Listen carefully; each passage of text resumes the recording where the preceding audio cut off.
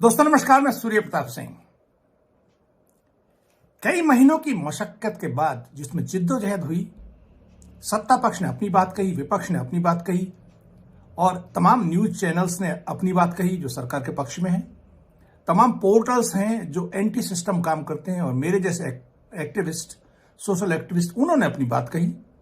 उन्होंने सरकार के मुद्दे उठाए और उन्होंने बार बार घुमा के सरकार के जो निर्णय थे, जो ऐसे निर्णय थे जो बेरोजगार युवाओं के अगेंस्ट थे, या बेरोजगारी मौजूद थी, या महंगाई थी, या आवारा पशुओं का मुद्दा था, गैस तेल के दाम थे, या किसानों को कुचलने का मुद्दा था, काले जो कानून थे किसानों के वो मुद्दा था, किसानों के जो बॉर्डर पे मर गए वो मुद्दा। जो मुद्दे हम लोगों ने उठाए, वो लोकतंत्र में विपक्ष को मुद्दे उठाने ही चाहिए। वो कोई सरकार को बनाने बिगाड़ने के लिए थोड़ी है। वो तो जो वोटर है उसको अवेयर करने के लिए, उसको रिमाइंड करने के लिए, उसकी मेमोरीज को रिफ्रेश करने के लिए कि भाई कोरोना काल में अगर आप समझते हैं कि सरकार ने जो सुविधाएं दी वो काम नाकाफी थी, लोग मरे, लाशें गंगा में तैरी, गंगा के किनारे लाशें गाड़ी गई, अंतिम संस्कार नहीं हो पाया, ये मुद्दा आपके लिए है अथवा नहीं है, ये हमारा काम है। बहरहाल अब लगभग चुनाव का परिणाम स्पष्ट ही है और जो भी चुनाव जीते उनको हमारी बधाई। और योगी जी और मोदी जी का जो करिश्मा है वो जीता।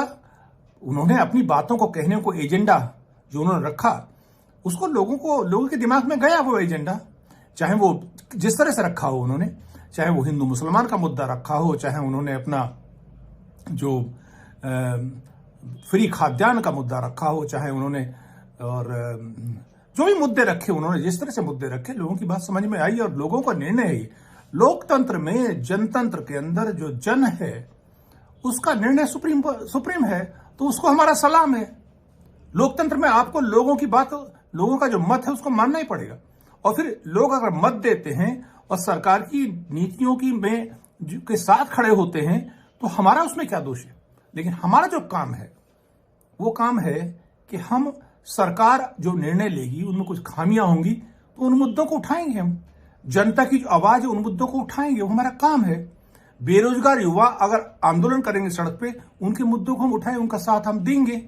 महंगाई का मुद्दा कभी सरफेस पे आता है तो हम तेल के दाम, खाद्य तेल है, सरसों का तेल है और कमोडिटीज के जो प्राइसेस हैं वो जो बढ़ रहे हैं, उनके मुद्दों को हम उठाएंगे। आपको भी उठाना चाहिए। मैं तो कहता हूं सत्ता पक्ष के जो साथ जुड़े लोग हैं उनको भी उठाना चाहिए। सरकार को बार बार आगाह करना चाहिए कि आपका निर्णय ये जनहित में नहीं है, ये लोगों के हित में नहीं है। तो इसमें सरकार का विरोध कौन सी बात हो गई भाई? सरकार अब समझती है हमारा विरोध है तो सरकार समझे।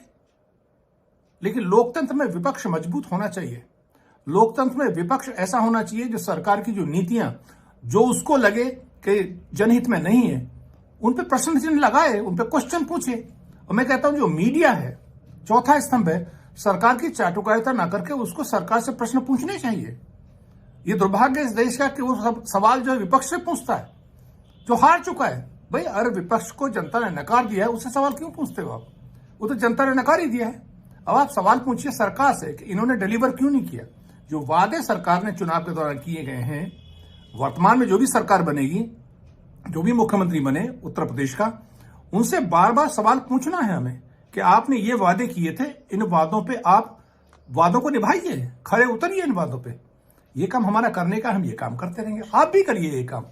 तो दोस्तों, मैं जनतंत्र है, जनता की जय, जनता की विजय, किसी व्यक्ति की विजय नहीं है। देखिए पॉलिटिकल पार्टियां प्रतिद्वंदी होती हैं। प्रतिद्वंदिता का मतलब पॉलिटिक्स पे एक दूसरे की निजी खुन्नस नहीं है। वो प्रतिद्वंदिता निजी खुन्नस में नहीं जाने चाहिए, वो एक दूसरे पर आरोप प्रत्यारोप में नहीं जानी चाहिए। और मोस्टली जो बड़े पॉलिटिशियंस हैं, आप जाके देखिए, अगर हाउस में, पार्लियामेंट में देखें, विधानसभा में देखें, सब मिलते जुलते हैं एक दूसरे से, खाना खाते हैं, उठते बैठते हैं, शादी विवाहों में जाते हैं। तो उनके बीच वो समझते हैं कि राजनीति में कोई परमानेंट दोस्त नहीं है, परमानेंट दुश्मन नहीं है। तो वो ऊपर मिलते हैं सब। ये तो जनता मान बैठती है कि अमुक व्यक्ति राजनीति में विरोध कर रहा था तो वो दुश्मन है, वैमनस्यता है।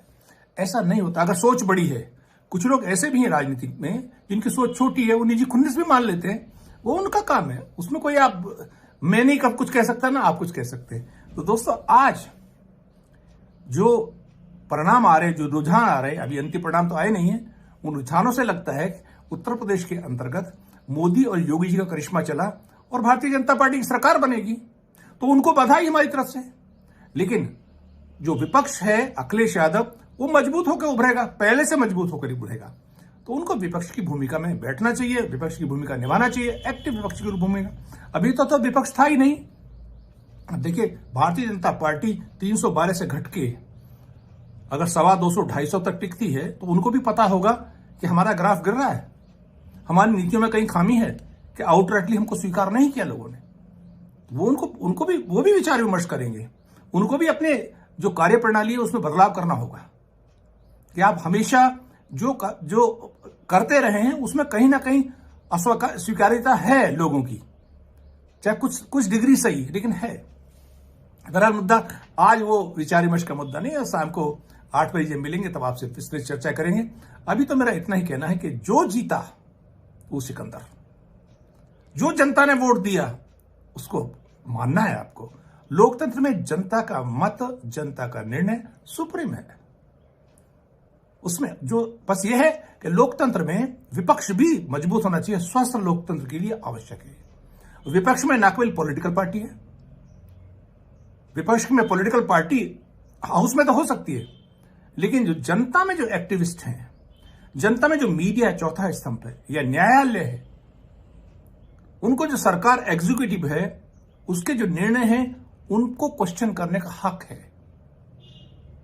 वो क्वेश्चन हम करेंगे, वो क्वेश्चन सूर्य प्रताप सिंह करेंगे, वो क्वेश्चन तमाम न्यूज पोर्टल जो इंडिपेंडेंट काम करते हैं, एंटी एस्टेब्लिशमेंट, वो ये काम करेंगे। उनको करना भी चाहिए ये काम जो स्वस्थ लोकतंत्र की आवश्यक है। और सरकार को भी वो स्वीकार करना चाहिए कि अगर हम लोग जो काम कर रहे हैं वो जनता के लिए कर रहे हैं, जनहित के लिए कर रहे हैं। आपकी अगर नीतियां, हमको लगता है हमारे हिसाब से कि कुछ ऐसी नीतियां हैं जिसमें भाई बेरोजगारी है, मुद्दा नहीं है क्या? वो बड़ा मुद्दा है। ठीक है, आप चुनाव जीत के आ गए, लेकिन बेरोजगारी मुद्दा रहेगा, महंगाई मुद्दा रहेगा, आवारा पशुओं का मुद्दा रहेगा, किसानों मजदूरों के मुद्दे रहेंगे, अनएम्प्लॉयमेंट जो मजदूरों का है, पलायन का मुद्दा बुंदेलखंड से वो रहेगा, पानी का मुद्दा बुंदेलखंड में रहेगा, पूर्वांचल में गरीबी का मुद्दा रहेगा, जो स्मॉल एंड मार्जिनल फार्मर्स हैं उनकी जो खस्ता हालत है वो मुद्दा रहेगा, एमएसपी मुद्दा रहेगा, किसानों पर अन्याय ना हो वो मुद्दा रहेगा। तो ये मुद्दे तो जिंदा रहेंगे ना, ये मुद्दे समाप्त थोड़ी हो जाएंगे। और उन मुद्दों की सपोर्ट करने के लिए हमारे जैसे लोग हैं। मीडिया को आना चाहिए। मैं तो मीडिया को कहूंगा अपना रुख बदलिए। आप कई बार भ्रमित करते हैं लोगों को।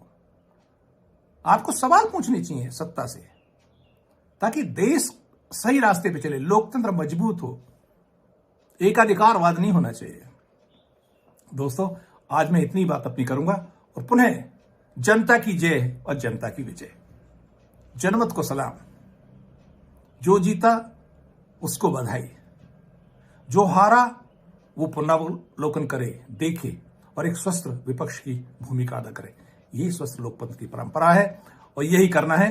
दोस्तों, किसी को निराश होने की जरूरत नहीं है। बहुत सारे लोग भावुक हो जाते हैं, निराश हो जाते हैं। निराश क्यों? लोकतंत्र में सब तो नहीं जीतेंगे ना, एक ही पक्ष तो जीतेगा ना लोकतंत्र में, और जीतेगा वो जिसको जनता जिताएगी। हम आप थोड़ी जिताएंगे। हमारे मतभेद हो सकते हैं, लेकिन हमारे मतभेद जनमत से नहीं हो सकते। हमारे मतभेद किसी पार्टी से हो सकते हैं, उसकी विचारधारा से हो सकते हैं, लेकिन जनमत से नहीं विरोध हमारा मतभेद हो सकता। जनमत का साथ देना पड़ेगा, जनमत को आपको स्वीकार करना पड़ेगा। इसलिए पुनः जनमत को सलाम। नमस्कार। रात को शाम को 8 बजे फिर मिलते हैं दोस्तों। तब तक के लिए मेरे YouTube चैनल को सब्सक्राइब करें, नोटिफिकेशन का बटन दबाएं। बहुत बहुत आभार। नमस्कार।